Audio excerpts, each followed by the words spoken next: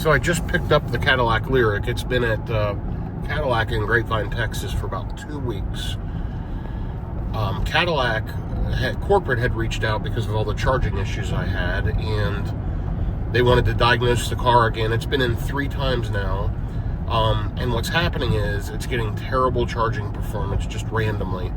It'll precondition to the charger, and then it'll only pull less than 100 kilowatts, and then at about 30%, it drops down to less than 50 kilowatts. Cadillac had an engineer come in, look at my car along with others, and they can't figure it out. They have bought back other people's cars. They're not ready to buy this one back, so I've taken possession of it again, and I'm going to take it on a road trip next week and just see how the charging does. I mean, hopefully it's resolved. They reset the software again. It is on the latest software, but I have a feeling I'm going to see the same terrible charging performance that I've seen in previous road trips. So I'll be taking it on a couple 1,000-mile trip. This is Friday, starting next week, and we'll see how it does. But right now, I'm going to say Cadillac's got a major issue on their hands for people that road trip. Fortunately for them, the majority of their buyers aren't going to road trip every week like I do, and they're just going to charge at home or go once a week and charge up and not even notice an issue. So their testing consisted of, it's probably a external charger issue, and we'll charge it on our 50 kilowatt charger, and it charged in the time it was supposed to on 50 kilowatts. Most of them, frankly, don't even understand how charging curve, charging performance, peak charging speed works. And I'm going to take some really good videos, and I'm going to keep track of it. Again, Cadillac reached out to me and initiated this process, and then just kind of dropped the ball midway through. The folks at Grapevine are fantastic. They're really, really good. They just don't know how to deal with these battery vehicles, battery electric vehicles, and the corporate folks seem somewhat disconnected. So hopefully they'll figure it out, but my quick update is I'm driving through the aftermath of what we consider a major snowstorm in the Dallas-Fort Worth area.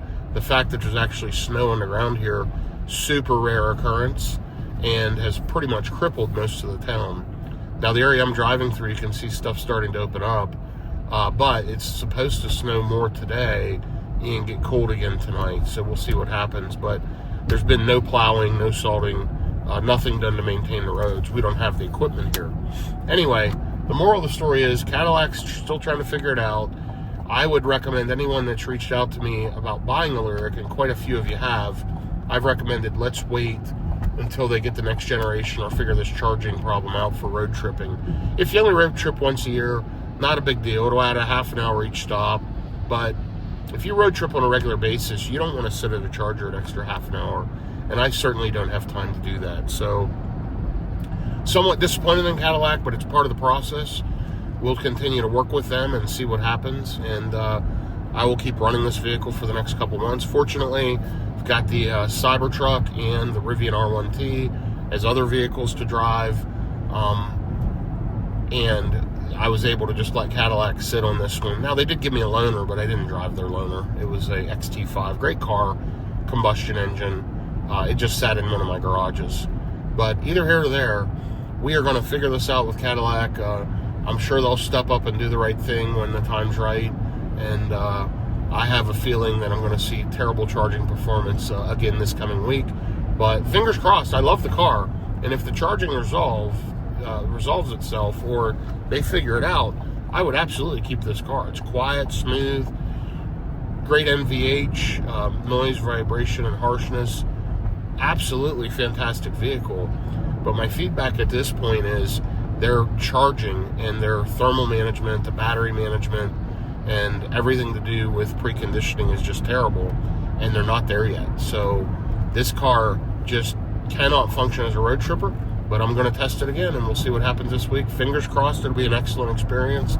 I have a feeling this one will be back at Cadillac for more diagnosis in the next couple weeks.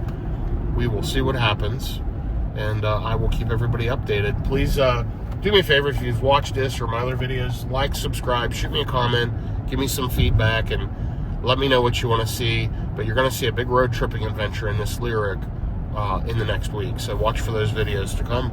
Have a good day, everyone.